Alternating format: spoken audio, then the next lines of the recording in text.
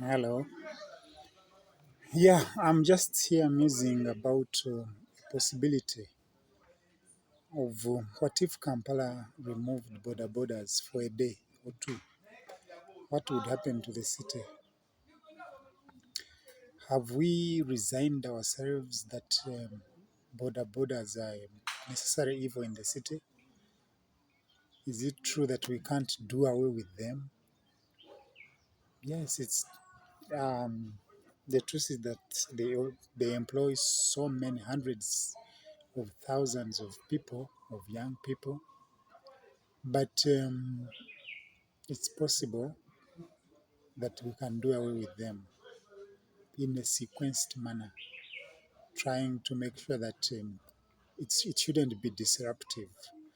It should be well thought out, um, involving, um, working with them themselves to find a solution.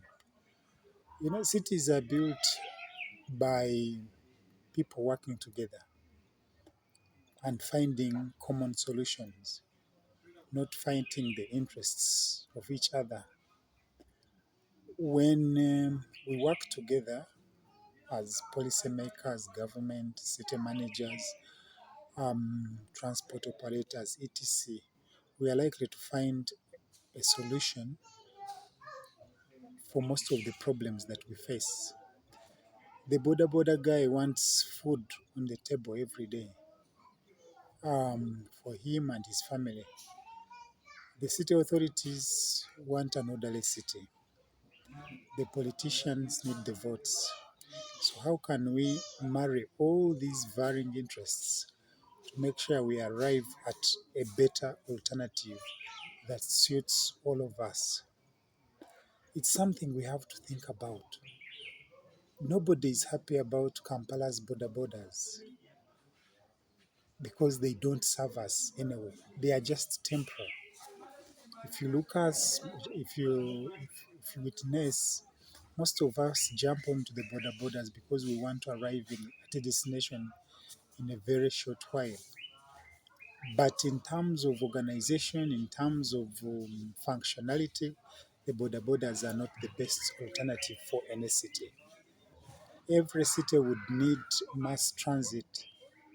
It needs transportation that takes many people, not a border that has one person at a go.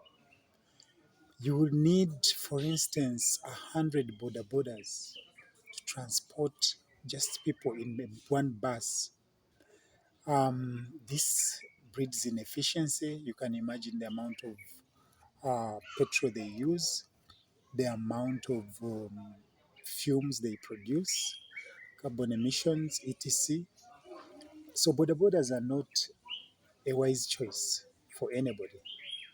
But unfortunately, we have allowed to reach this stage because we are not thinking and we are not working together to find a common problem, to find a common solution for a common problem.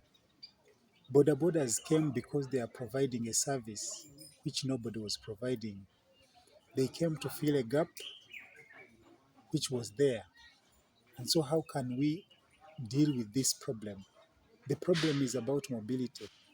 How do we move people from one place to another in a cheaper, convenient, and yet better way?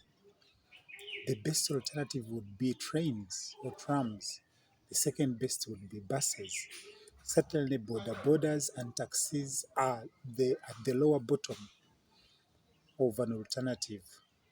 So we must begin discussing, and one of the things we have to discuss is the ownership. We don't need to wake up one day and push out borders.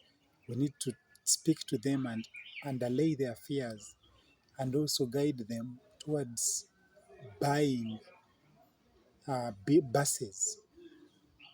The Bodabodas, if they can form groups, for instance, of 1,000 each, they would be able to buy some bigger buses. Maybe we can begin by telling them to buy the 30-seater minibuses or half bus, and then give them some 5 years to migrate or to